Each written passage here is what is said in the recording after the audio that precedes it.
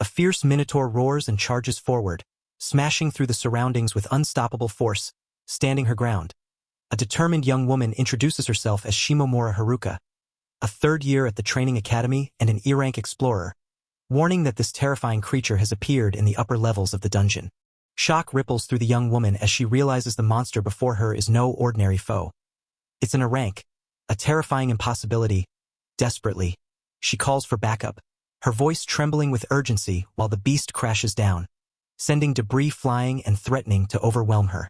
With fierce determination, she strikes the minotaur, but the beast roars in defiance, barely fazed by the attack. Panic flashes across her face as she realizes her efforts are futile against such a monstrous foe.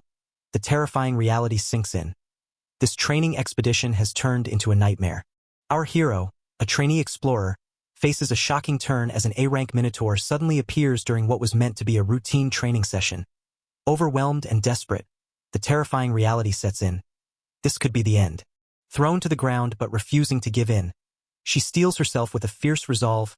Memories of her mother, lost deep within the dungeon's abyss, fuel her determination. Clenching her sword, she vows to survive this nightmare and return alive, no matter the cost. Deep within the cavern, a lone figure senses something unusual, a faint, enticing scent drifting through the air. The mysterious aroma stirs a reaction, hinting at something both alluring and potentially dangerous lurking ahead. The dark, winding tunnels seem to hold secrets waiting to be uncovered. Thrown violently against the dungeon wall, she struggles to stay conscious as the minotaur looms closer. Gritting her teeth, she calls out desperately for backup, her strength fading fast. The monstrous foe charges, shattering the ground beneath them both. Cornered and overwhelmed, she faces the minotaur's furious charge, her heart pounding with the terrifying thought that this might be the end. Just as the beast's massive foot crashes down, a new presence makes itself known, shaking the ground beneath them. A shadowy figure emerges from the darkness, their tattered cloak trailing behind them as they step forward with purpose. With a calm yet menacing voice, they declare, "Found you," signaling a sudden shift in the battle's tide. The shadowy figure moves with swift, deadly precision, their cloak billowing as they strike with fierce intent. With a chilling calmness, they taunt the minotaur, comparing it to a delicious beef steak. Signaling their hunger for battle, the tide of the fight shifts as this new challenger confronts the monstrous foe head-on. With a swift, devastating strike, the shadowy figure tears through the minotaur's side, sending the beast reeling backward. The force of the attack shatters the air around them, leaving a trail of destruction in its wake. The tide of battle has clearly turned. With a fierce momentum, the shadowy figure unleashes a powerful slash, sending the minotaur flying backward. Their cloak billows dramatically as they taunt their foe, savoring the taste of the battle like a delicious beef steak. The overwhelming force of the strike echoes through the chamber, signaling the monster's retreat. The shadowy figure calmly claims the large chunk of meat, remarking on how it should last them a week. Suddenly, a wild, sinister man appears from behind the rock, drawn by the scent of the meat, startling the armored warrior with his menacing presence. The wild man is stunned as the young woman desperately pleads for calm, insisting she's human and not a monster. Confused and wary, he questions how she can speak human language, then suddenly realizes she's a woman, which shocks him even more.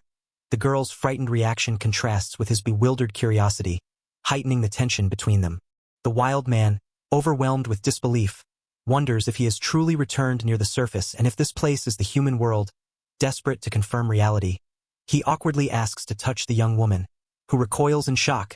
She quickly apologizes, explaining it's been a long time since she's spoken to anyone, and gently reminds him it's inappropriate to touch a woman's body. The young woman sternly explains that only government-certified explorers are allowed to hunt monsters in the dungeon, warning him that being here without permission is forbidden. The wild man, confused by the concept of an explorer, admits he's lost track of time after being in the dungeon so long and asks what year it is. When she tells him it's May 2025, his shocked expression reveals the vast time gap he's unaware of. The wild man struggles to grasp the staggering truth that he's been wandering the dungeon for 20 years, realizing he's now in his 30s and has missed out on life's milestones. His shock deepens as he contemplates the lost time, unable to believe the impossible span he's endured.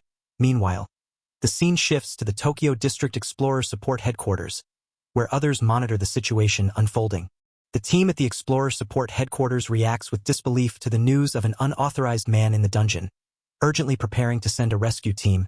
Concern grows as they discuss the unidentified person's identity and the potential danger. Especially given the girl involved, amid the tension, Itsuki-sensei arrives, her serious demeanor underscoring the gravity of the situation. The team at Explorer Support Headquarters grapples with the shocking news of an unidentified man who saved Haruka and claims to have been trapped in the dungeon for 20 years. Doubt and urgency fill the room as they scramble to verify his strange behavior.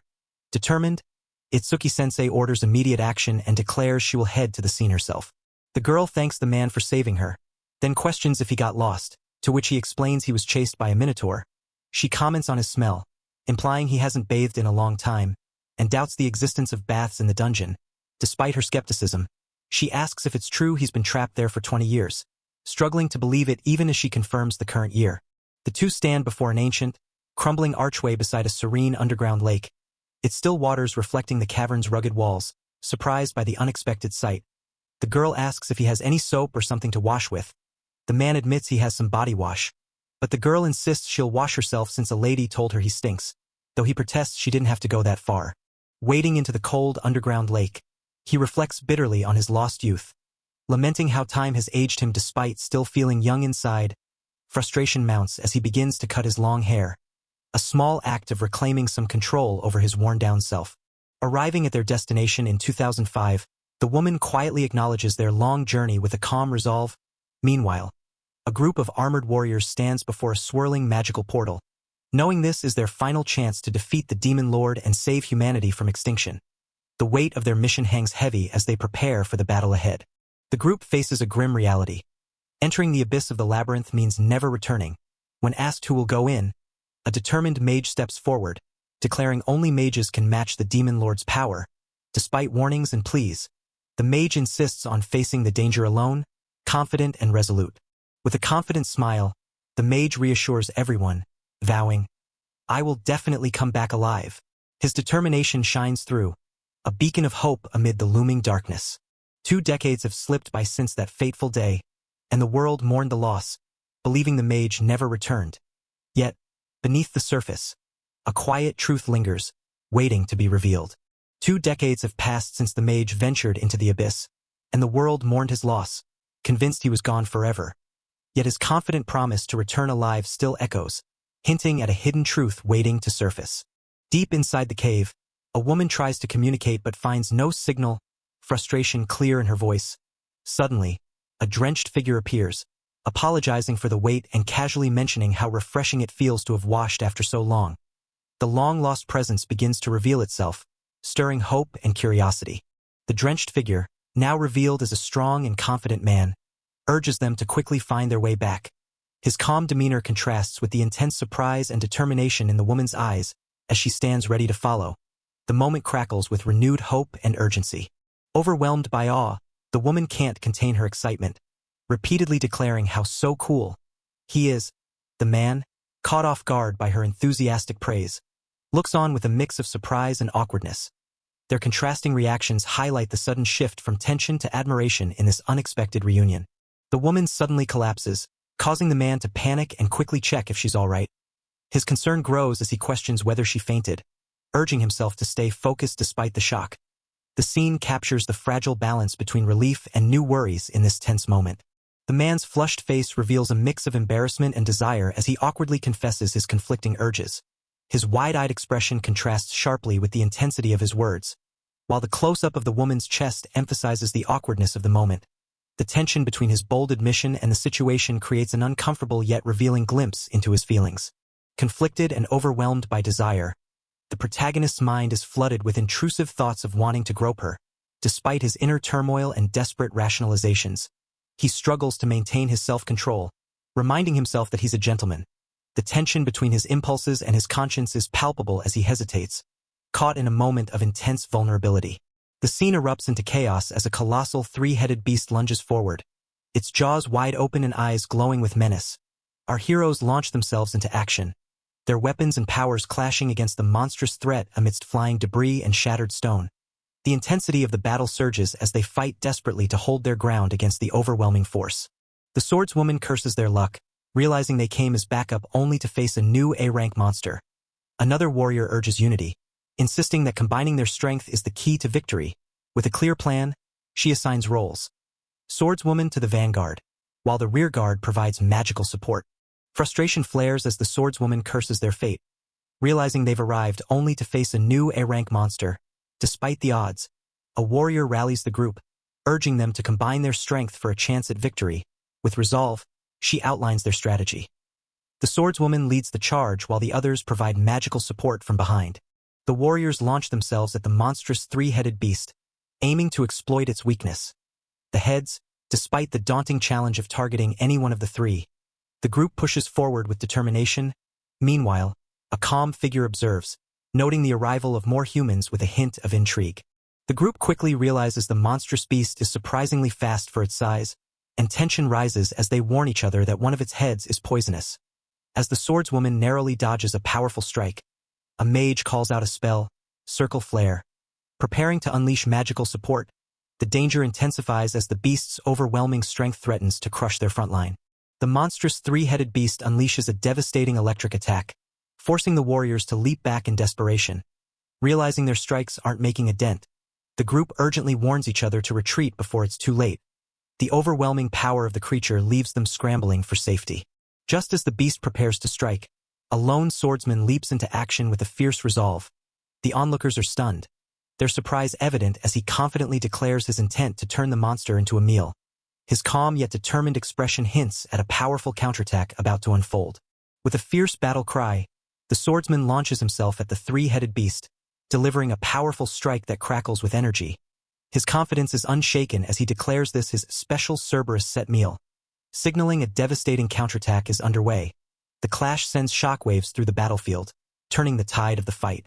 As the dust settles, two figures approach the battlefield with determined strides, their presence calm amidst the chaos.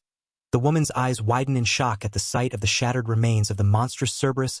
Meanwhile, the swordsman's confident smirk reveals his satisfaction, electricity crackling around him as he prepares for the next move. The two newcomers stride confidently into the shattered battlefield, their calm presence contrasting the chaos. The woman's eyes widen in shock as she takes in the destruction of the monstrous Cerberus. Meanwhile, the swordsman's fierce strike crackles with energy, signaling the devastating power behind his special Cerberus set meal attack. Massive chunks of rock explode into the air, the battlefield trembling under the force of the impact. The two newcomers stand firm, watching the devastation unfold before them. Meanwhile, a tense exchange reveals the swordsman's resolve to leave the ruined Cerberus behind if he can make it back to the surface. Shock and disbelief ripple through the reunion as the woman realizes her brother is truly alive. The young man, overwhelmed, calls out to her with a mix of surprise and joy, their emotional embrace sealing the moment. Nearby, two onlookers exchange a wary glance, sensing the tension beneath the heartfelt reunion. The swordsman is stunned to realize he hasn't aged inside the dungeon, confirming the theory he'd heard.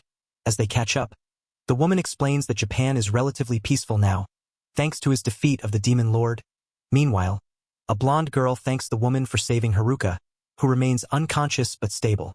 As the group expresses their gratitude for defeating the monster, the swordsman awkwardly fields questions about his name. Suddenly, a chilling revelation surfaces. The demon lord, before dying, unleashed a deadly virus that targets only men. This unsettling news casts a shadow over the reunion, leaving everyone uneasy. The devastating impact of the virus becomes clear. The global male-to-female ratio has plummeted to a staggering 1 to 1,000. This grim statistic casts a long shadow over the world's future, emphasizing the scale of the crisis caused by the demon lord's final act. The woman delivers a grim truth with a steady gaze. The virus has nearly wiped out all men. Outside, the cityscape stands quiet, a silent testament to the devastating reality. The woman solemnly reveals the staggering reality. The global male-to-female ratio has plummeted to 1 to 1,000. In other words, almost no men remain, underscoring the devastating impact of the virus unleashed by the demon lord. The shocking reality sinks in. Almost every human left on Earth is a woman, surrounded by a group of women. The lone man stands out as a rare survivor in this drastically changed world. The protagonist grapples with the shocking realization that he's been trapped in the dungeon for 20 years, suddenly confronting the fact that he's now in his 30s and feels like an old man. He laments never having experienced love or even a first kiss, while others at the Tokyo District Explorer Support Headquarters watch his story unfold on a large screen. Rumors swirl at the Tokyo District Explorer Support Headquarters about an unauthorized person spotted inside the dungeon.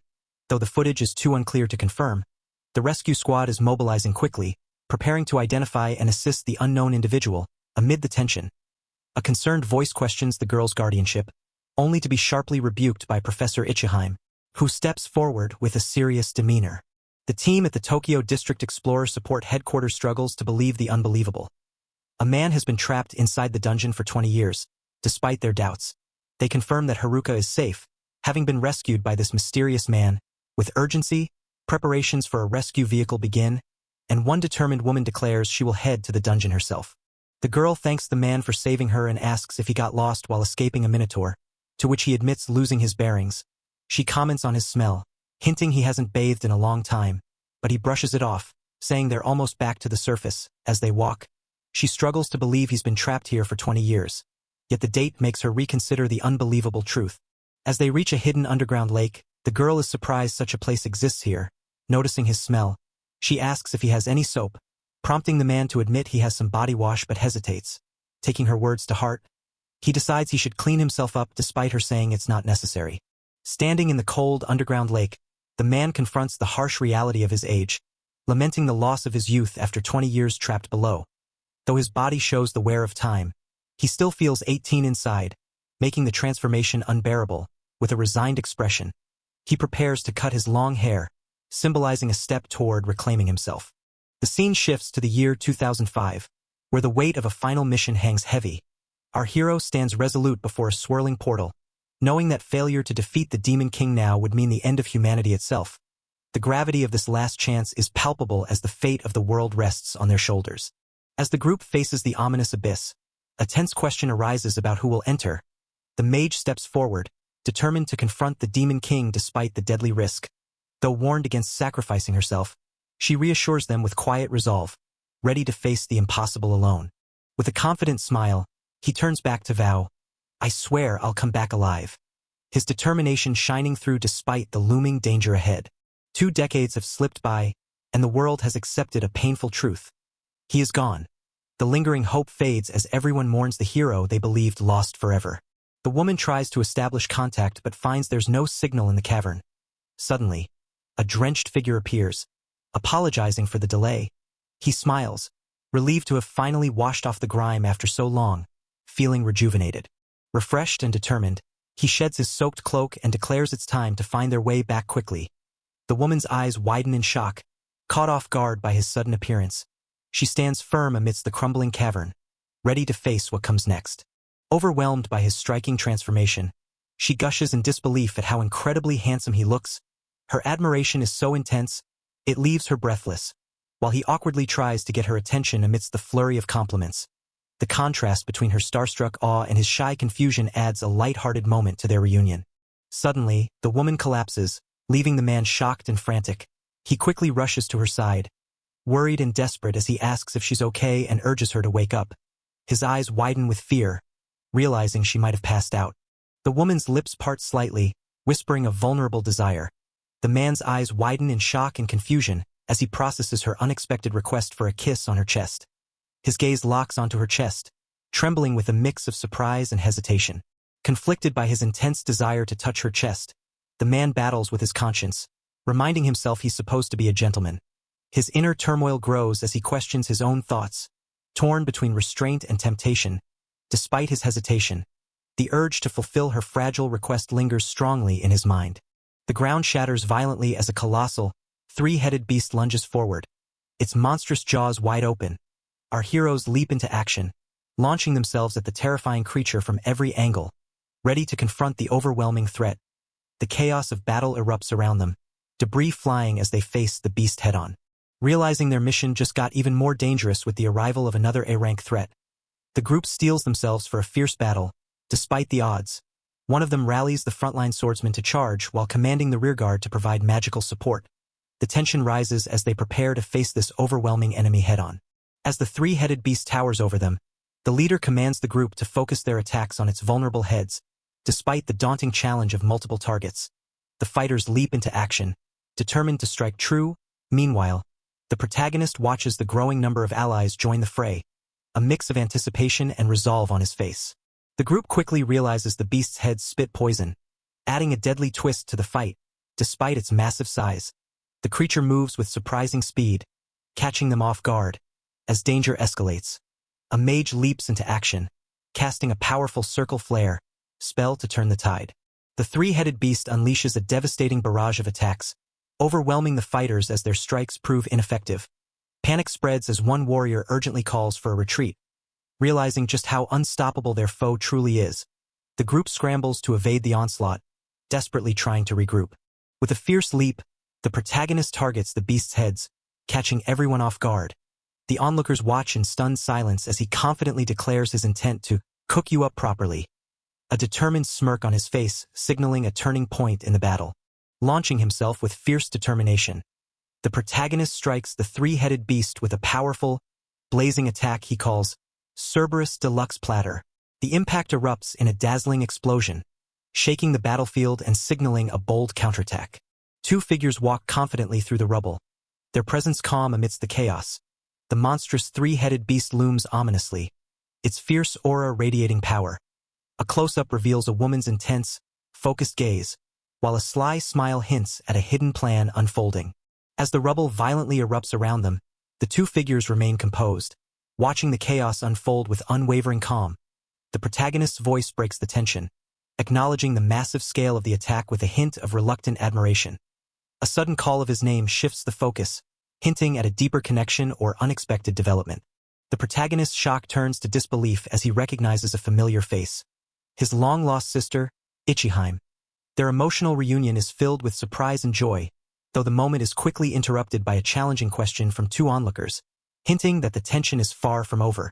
The protagonist reflects on the strange truth that people don't age inside dungeons, despite the 20 years that have passed.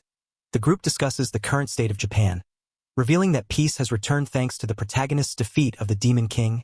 Meanwhile, concern is expressed for Haruka-san, who remains unconscious but stable, and gratitude is offered for her rescue, sparking a question about the sister's connection to her. The group approaches the protagonist with gratitude and curiosity, asking his name after thanking him for defeating the monster. Meanwhile, the women react with surprise and admiration at his youthful appearance. While one man nervously comments on the strange situation, the protagonist solemnly reveals that the Demon King unleashed a deadly virus before dying, a plague that only affected men. The aftermath of the Demon King's virus has left the world drastically imbalanced, with men now outnumbered by women at an astonishing ratio of 1:1,000. This stark reality looms over the peaceful cityscape, hinting at the profound societal changes to come. A woman solemnly confirms the devastating truth. Almost no men remain in this world. Outside, the cityscape stands quiet, a stark reminder of the drastic imbalance shaping their reality. A tense smile spreads across the protagonist's face as he reveals the grim reality. Nearly everyone left in the world is a woman, surrounded by a group of women who look at him with a mix of hope and admiration. The weight of this truth settles heavily in the air. The girl confronts Ryudo, scolding him for being reckless and calling him an idiot. Despite her harsh words, it's clear she cares deeply, reminding him that he wouldn't have survived without her.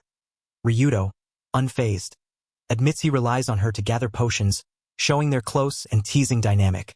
Ryudo admits he wants her to stay by his side and protect him, even outside the dungeon, revealing a rare vulnerability.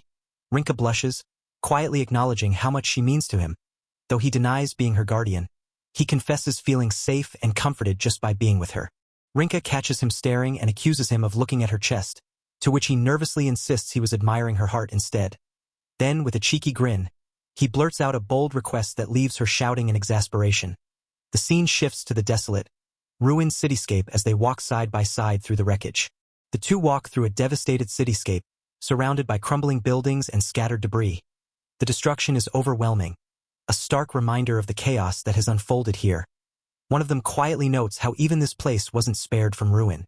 At the dawn of the 21st century, the world plunged into chaos and destruction. The ruins of Tokyo in 2005 stand as a grim testament to the collapse, with skeletal remains and shattered buildings marking the devastation. The two continue their somber walk through the shattered streets of Tokyo, surrounded by the remnants of a once thriving city, now reduced to rubble. Amidst the devastation, a quiet realization settles in. No place was left untouched by the collapse that shattered the world at the dawn of the 21st century. Suddenly, the earth cracked open, revealing underground dungeons that appeared across the globe. From these dark depths, countless monsters surged forth, wreaking havoc on surface civilization. Humanity now stands on the edge of extinction, struggling to survive against this new and terrifying threat. Humanity fought back against the monsters, but the mysterious magical energy pouring from the dungeons nullified all modern weaponry. Even nuclear arms, missiles, and guns became ineffective, leaving humanity powerless to combat the relentless threat from below. Just when hope seemed lost, a savior named Sirius appeared from another world. He constructed magnificent temples across the globe and bestowed the blessings of spirits upon the chosen few. These supernatural powers, granting superhuman strength and magic, became humanity's only defense against the dungeons and monsters. Humanity's counterattack is underway as warriors charge fearlessly against a monstrous foe, their blades raised in defiance. Meanwhile, a determined mage prepares to confront the demon lord, vowing to return alive from this perilous mission.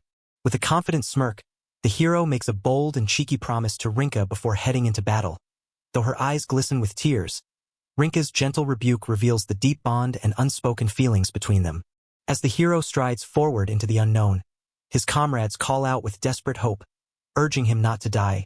With unwavering resolve, he promises to return, their bond shining as a beacon amid the darkness. The weight of their expectations fuels his determination to survive and reunite. With a mischievous grin, the hero boldly promises Rinka a cheeky reward upon his return. His comrades shout desperate pleas for him to survive, their voices filled with hope and determination.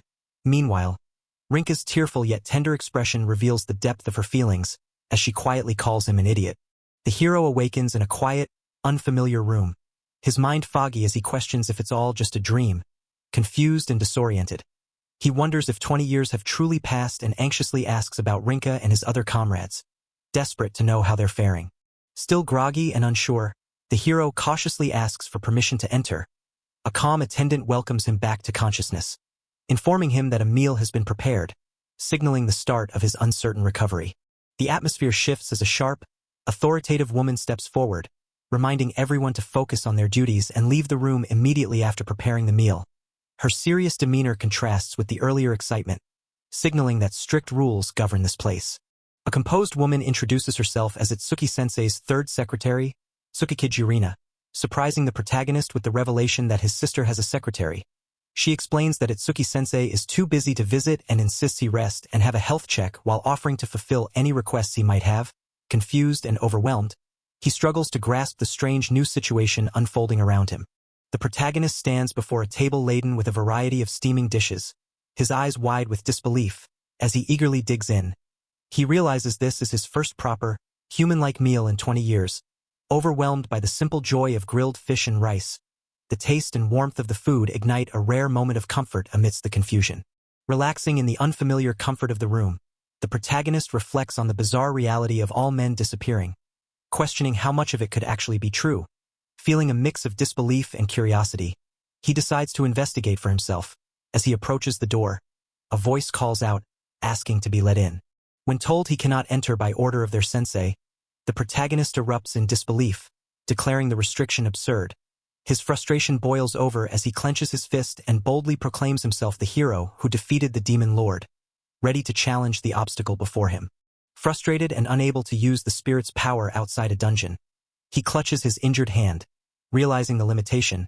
Locked inside, he suddenly brightens with a new idea, determined to turn the situation to his advantage. A knock sounds at the door, and Tsukikage announces herself, holding the towel Ryudo requested. She quietly enters the room, her expression serious as she calls out to him. Sensing something is off, Tsukikage steps cautiously into the room, calling out to Ryudo with concern. She sets the towel down carefully, but suddenly freezes, startled by a shadowy figure visible through the glass door. Apologizing nervously, she tries to maintain her composure despite the unexpected sight. Ryudo suddenly appears at the door, dripping wet and smiling warmly as he thanks Tsukikage. She freezes in shock, her eyes wide as she processes the unexpected sight. The tension in the room spikes as she stands rooted in place, caught off guard by his sudden appearance. The narration reflects on how men, once a common half of society with broad shoulders and firm chests, have become as rare and mythical as unicorns in the present day. The protagonist's wide-eyed realization is interrupted by Ryudo, who stands confidently before her, apologizing for his vulnerable state with a playful smile, framed by the image of a majestic winged unicorn behind him. As she suddenly feels herself losing balance, he catches her effortlessly, concern evident in his eyes as he asks if she's all right. Her mind echoes his words repeatedly, overwhelmed by the unexpected closeness and the worry in his voice. The moment stretches, her breath catching as she struggles to steady herself both physically and emotionally. She quickly recovers, insisting she's fine despite her legs giving out momentarily. He offers his help sincerely, his expression softening before flashing a playful grin. Overwhelmed, she internally struggles to believe a man is actually speaking to her, likening the encounter to witnessing a mythical unicorn. The protagonist quietly slips out of his room, dressed only in a robe, as a mysterious woman in a suit approaches.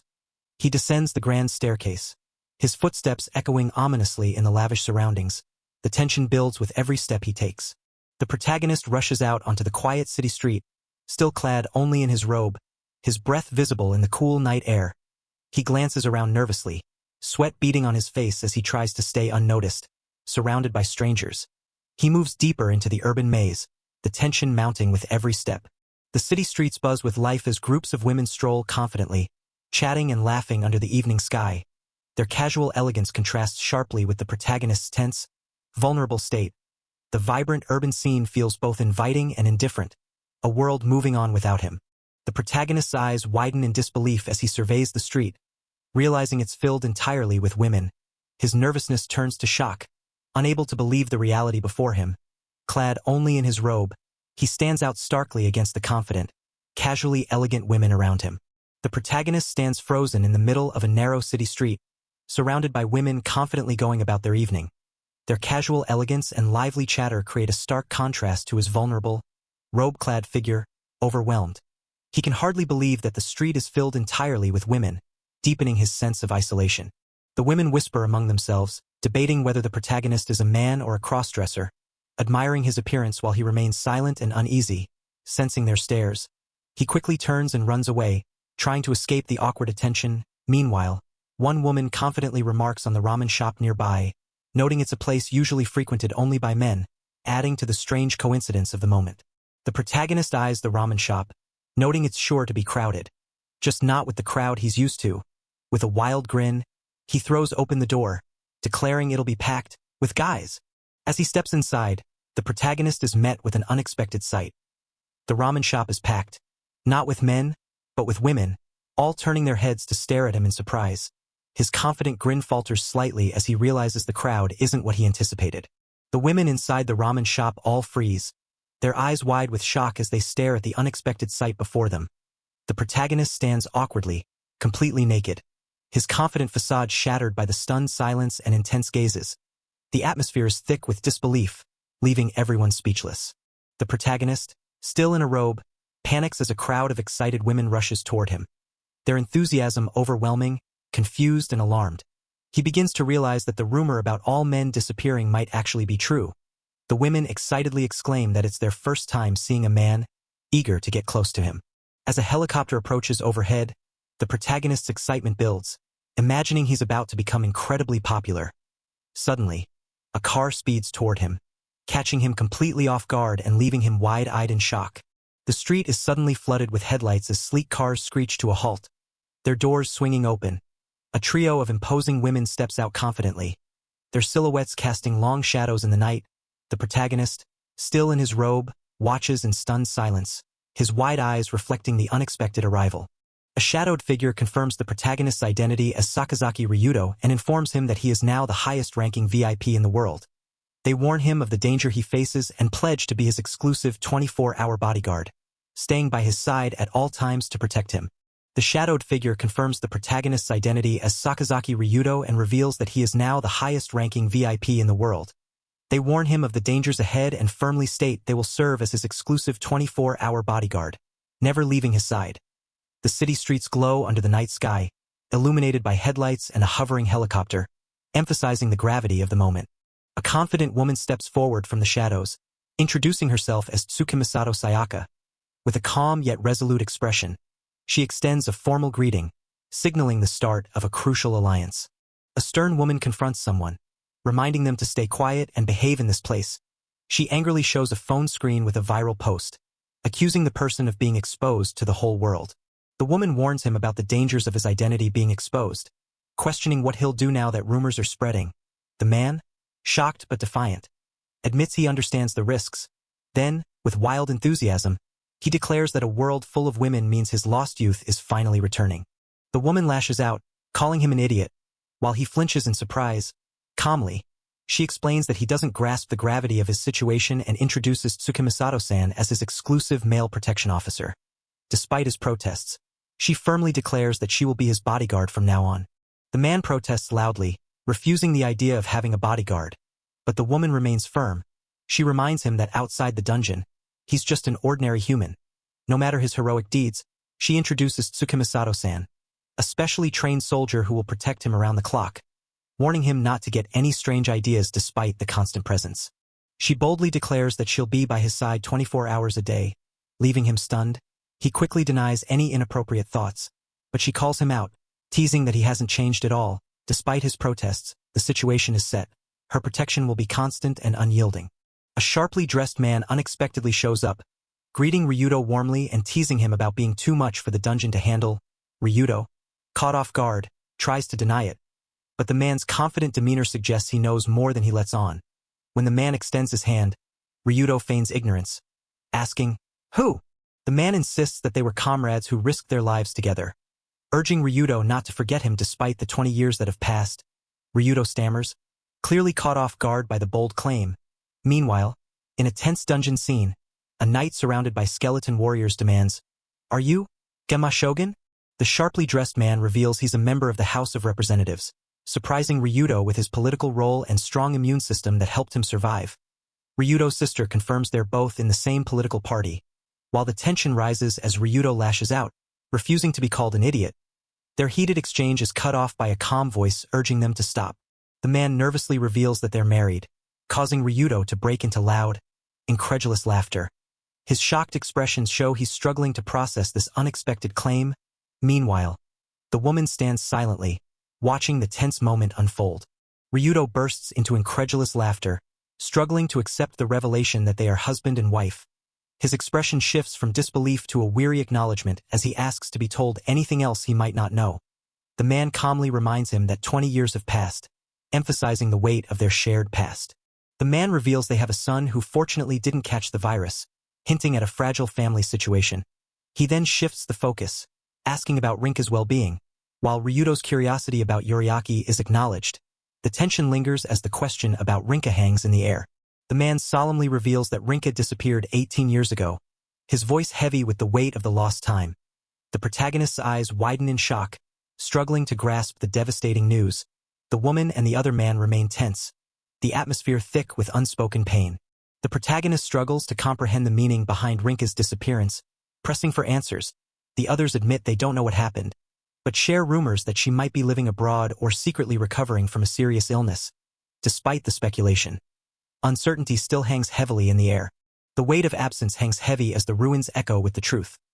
Rinka waited faithfully for 2 long years, never leaving the dungeon's entrance where the protagonist vanished. The revelation sinks in, stirring a mix of guilt and sorrow in our hero's eyes. The man in the suit reveals the world believed the protagonist was dead, and that their survival has been kept a secret to avoid chaos. He explains how the hero's legacy has brought peace, even inspiring a new religion that worships them as a god, but warns that revealing the truth requires careful preparation. The man in the robe urges patience, assuring the protagonist that their future will be carefully discussed together, with no need to rush. Meanwhile, 2 others exchange worried glances, questioning if Rinka left without a word or any message behind. The tension lingers as uncertainty about her sudden departure hangs in the air. Before disappearing, Rinka entrusted them with a crucial request, to take care of a girl named Haruka. The scene shifts to a hospital room where Haruka, surrounded by friends, smiles warmly, hinting at the importance of this new bond. Concerned about security risks and potential information leaks at the hotel, they inform the protagonist of plans to relocate them to a special government-prepared residence, apologizing for the inconvenience. The woman reassures that this move is necessary. The protagonist accepts the decision, promising not to sneak out secretly anymore. Suspicion lingers as the protagonist questions if they can truly trust the promises made, prompting a sharp warning about potential betrayal.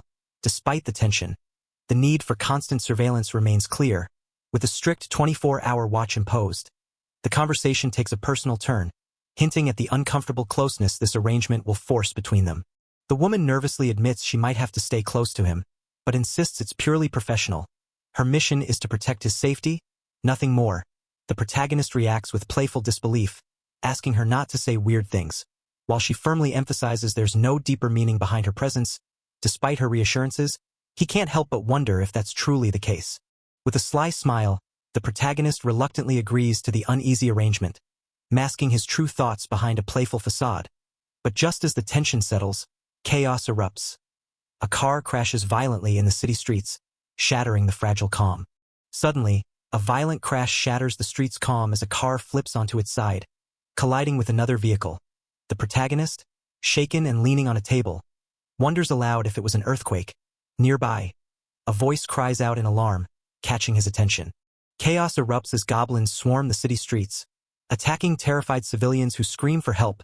The protagonist watches in shock as one woman is dragged down, barely able to comprehend the sudden invasion.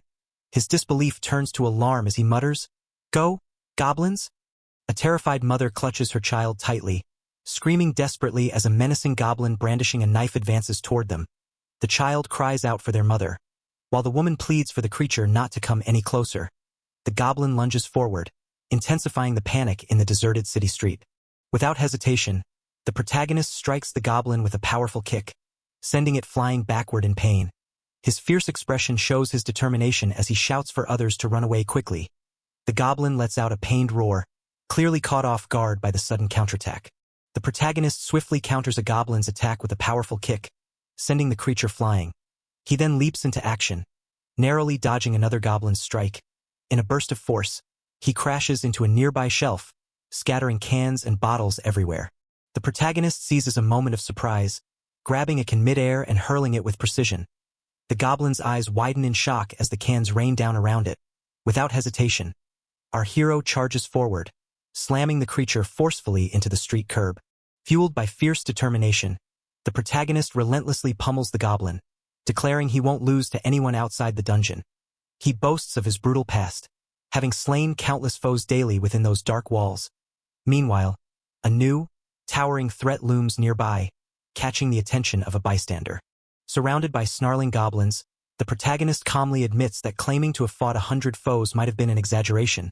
Just as he speaks, the goblins charge at him, forcing him to react quickly. Despite the looming threat, he maintains a confident smirk, unfazed by the overwhelming numbers. The towering goblin lunges forward with a fierce, menacing grin, ready to strike.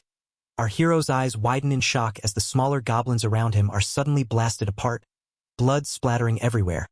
The sharp report of a gunshot echoes, signaling a deadly counterattack. A sharp, steady shot rings out as a determined woman in a suit takes aim with her handgun, her expression unwavering. Below, the goblins reel in shock and pain, caught off guard by the sudden, precise attack. The tension in the air spikes as the monstrous foes cry out in agony, their assault momentarily halted. The woman swiftly fires multiple shots, taking down several goblins with deadly precision. As she reloads with practiced efficiency, one goblin lunges at her from behind, but she reacts instantly, delivering a powerful kick to fend it off. Her calm yet fierce demeanor shows she's more than capable of handling the relentless attack. With unwavering focus, she fires directly into a charging goblin, the blast tearing through its chest in a spray of blood. The monstrous foe collapses violently, crushed by the sheer force of her attack. Her sharp gaze scans the battlefield, unshaken and ready for the next threat. With a swift, agile motion, she kicks a goblin away while simultaneously firing a barrage of bullets into the advancing horde. The relentless gunfire tears through the enemies, forcing them back as chaos erupts around her. Her deadly precision and fluid movements keep the goblins on the defensive, unable to mount a counterattack. Despite the heavy casualties, the surviving goblins begin to stir, their battered bodies trembling with pain. One wounded leader struggles to rise, determination burning in his eyes as he glares fiercely ahead. His clawed hand clenches tightly, signaling that the fight is far from over. The protagonist stands firm, gripping a pistol as a horde of snarling goblins surrounds them, poised to attack. The overturned vehicle behind the goblins hints at the chaos that has unfolded, but the tension now centers on the imminent clash. The cityscape looms in the background, framing this desperate standoff. The protagonist explains that conventional guns and modern weapons are ineffective against these monsters unless imbued with spirit power. He recalls that this was true 20 years ago, but since then, humanity has advanced in researching spirit power and developed methods to fight back. As he prepares his weapon, the horde of goblins closes in, ready for battle. The protagonist stresses that conventional guns and modern weapons are useless against the goblins unless they are imbued with spirit power. He recalls that this was the reality 20 years ago. But since then, humanity has continuously researched spirit power and developed methods to counter these monsters. As the goblin horde advances, the protagonist prepares to use this newfound power in battle. With calm determination, she assures that this level of threat is manageable, confidently wielding her spirit-imbued gun. Behind her, the protagonist watches, ready to follow her lead as the battle looms closer. Monsters swarm relentlessly, their grotesque forms driven by a dark force. The only hope for humanity lies in harnessing the power of spirits, a power found exclusively within the depths of dungeons. Inside these labyrinths, humans can finally stand toe-to-toe with these terrifying creatures. Humanity's modern weapons fail against monsters on the surface, but those charged with spirit power retain their strength, at least temporarily. To keep fighting, fresh weapons must be retrieved from the dungeons or returned there to be recharged, as the spirit energy inevitably fades with time. Despite the relentless threat, humanity never ceased its research over the past 2 decades. They finally unlocked the secret to wielding spirit power on the surface, enabling battles against monsters not just in dungeons, but above ground too. This breakthrough marks a new chapter in the fight for survival. A sudden, precise strike pierces the goblin's chest, causing a dark, sinister substance to ooze out and writhe like a living creature. The goblin's comrades roar in shock and rage as their leader collapses, the attack cutting through their ranks with deadly force. The protagonist watches in awe as thorny vines erupt, piercing through the goblins and tearing them apart with relentless force. He realizes the bullets must be loaded with spirit power infused with plants effective against monsters, turning the tide of the battle. The protagonist unleashes a barrage of spirit-infused bullets, causing thorny vines to erupt and ensnare the goblins in agonizing pain. As the monsters writhe and scream, a goblin lunges with a bone weapon, but the hero swiftly counters with a powerful kick, shouting in defiance. The battle intensifies as the goblins grow more desperate and furious. Surrounded by a relentless horde of goblins, the protagonist taunts them with a confident grin, challenging them to remember him and daring them to fight. Despite the overwhelming numbers, he mocks their efforts, acknowledging their initial attack but pointing out its lack of real impact. The goblins grow more aggressive, charging forward with fierce determination. With a confident snap of her fingers, the woman smirks and declares, "Let's raise the stakes." The sudden action catches the protagonist off guard, his eyes widening in surprise as the goblin horde surges forward with renewed ferocity. Suddenly, the ground beneath the goblins cracks open, swallowing several of them in a terrifying chasm. The protagonist stares in shock, struggling to comprehend the sudden upheaval as an explosion erupts in the distance, shaking the cityscape. An emergency broadcast warns of a massive swarm of monsters invading central Tokyo, rapidly spreading from the Shinjuku dungeon into surrounding districts. Amidst the chaos, a colossal, ominous portal tears open the cityscape, unleashing a terrifying horde of monstrous creatures. The protagonist, battered and stunned, scrambles to comprehend the overwhelming threat now bearing down on the city. An emergency broadcast warns central Tokyo of a monstrous horde rapidly spreading from the Shinjuku dungeon into surrounding areas. Citizens are urged to evacuate to the nearest sturdy building to protect their lives. The protagonist, watching in disbelief, realizes the gravity of the situation as terrifying creatures pour through a massive, destructive portal. An emergency broadcast urgently warns that a massive horde of monsters has emerged in central Tokyo, rapidly spreading from the Shinjuku dungeon. Citizens are instructed to evacuate to the nearest sturdy building and take all necessary precautions to survive. Meanwhile, the protagonist watches in shock as the monstrous swarm pours out of a colossal, crackling portal, overwhelming the devastated city streets. 2 monstrous demons charge fiercely, their roars shaking the ground as they launch an attack. The protagonist braces himself, struggling to keep his footing against their overwhelming strength. A voice urgently warns him, revealing these creatures are even tougher than goblins, heightening the danger of the encounter. With a fierce roar, the demon reels from a powerful punch, blood and debris flying as the protagonist strikes back with all his might. Amid the chaos, a determined woman points her gun, urgently commanding, "Please, get out of here, now." The monstrous demon crashes through the wall, sending debris flying as a horde of terrifying creatures pours in behind it.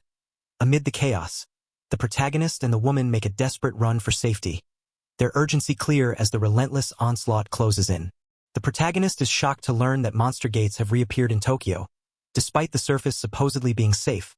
The woman explains that although monsters vanished after the Demon King died, gates started reopening a few years ago.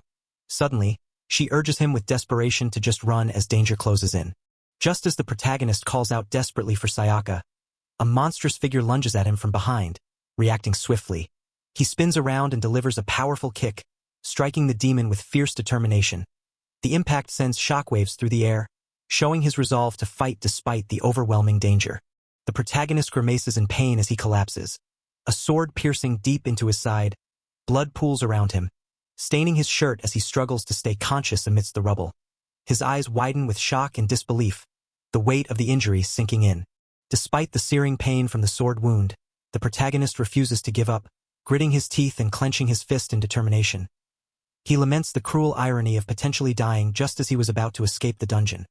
Then, with fierce resolve and a wild shout, he declares that he still hasn't fulfilled his personal goal with Rinka, fueling his will to survive. Surrounded and overwhelmed, the protagonist is viciously grabbed from behind by a goblin, a knife pressed threateningly to his neck as blood splatters across his battered form. Despite the dire situation, his mind flashes briefly to Rinka's teasing smile, her words echoing in his head, fueling a flicker of defiant resolve amidst the chaos. A vivid memory of Rinka's teasing smile flashes before his eyes, her playful words echoing clearly. "You want to touch my boobs, don't you?" Her voice challenges him, reminding him that he still has a reason to keep fighting and survive. Despite being overwhelmed and on the verge of collapse, the protagonist's thoughts fixate on Rinka's teasing words, "boobs." A faint smile of determination flickers as he clings to this bizarre but vital motivation. Meanwhile, Rinka's playful image lingers, reminding him of the goal he still hasn't given up on. Surrounded and overwhelmed by goblins, the protagonist's battered body is held hostage as a blade presses threateningly to his neck. Yet his mind latches onto Rinka's teasing words, "boobs," sparking a faint but crucial flicker of determination. Despite the dire situation, he refuses to give up, clinging to the strange but vital motivation she gave him. Her teasing words cut through the darkness, daring him to hold on just a little longer. "You want to touch my boobs, don't you?" she challenges, reminding him that giving up is not an option. The strange but vital motivation flickers brighter. He can't die now, not when this is at stake. His eyes snap open with a burst of clarity and resolve as Rinka's teasing smile fills his vision, reigniting the spark he desperately needs. The memory of her playful challenge cuts through the darkness, pulling him back from the edge. "Rinka!" he cries out, driven by the strange but vital motivation she gave him. Her teasing smile and bold words cut through the darkness, daring him to hold on. "You want to touch my boobs, don't you?" she challenges, reminding him that giving up is not an option. The spark of determination ignites brighter. He can't die now, not when this is at stake. A massive explosion erupts in the heart of the city, sending shockwaves and debris flying in every direction. The destructive force, named Bust Lust Explosion, tears through buildings and shatters the urban landscape with overwhelming power. Amidst the ruins, the protagonist struggles to rise, surrounded by the devastation left in the explosion's wake. His eyes widen in shock as he tries to comprehend the overwhelming force that just struck. Clutching his injured chest, he questions the nature of this terrifying power, desperate to understand what just happened. As the dust settles, a determined woman steps forward amidst the rubble. Her gaze cold and unyielding, the protagonist, still weakened and on the ground, looks up in shock as she presses a gun against his head. The ruined cityscape behind her underscores the gravity of this confrontation. From a towering vantage point, a lone woman stands silhouetted against the sprawling cityscape, her presence calm yet resolute. Her voice cuts through the silence, warning the hero not to misunderstand her intentions. The city below seems unaware of the brewing storm between them, as she recalls the face of the one who killed her father, an accusation that hangs heavy in the air. With a confident smirk, she declares that the fight is far from finished, her resolve unwavering as she prepares for what's to come. The city breathes on, indifferent to the turmoil hidden within its streets. Power lines crisscross above, a tangled web mirroring the complex fates intertwined below. Life moves forward, cars pass, shadows lengthen, while the silent urban landscape holds its secrets tight. The hero slowly awakens in an unfamiliar room, confusion clouding his mind as he questions his surroundings. He examines his hand, trying to piece together his last memories, recalling that he used magic before everything went blank. The quiet stillness of the room contrasts sharply with the turmoil still lingering in his thoughts. The hero awakens fully, his confusion deepening as he asks where they are. Sayaka calmly explains they're in a secure, fully soundproof safe house. Then, breaking the tension, she asks if she can stay with him tonight, catching him completely off guard. Sayaka, blushing yet resolute, stands before him in delicate lingerie, her arms crossed as she softly insists that staying with him tonight is simply part of her duty.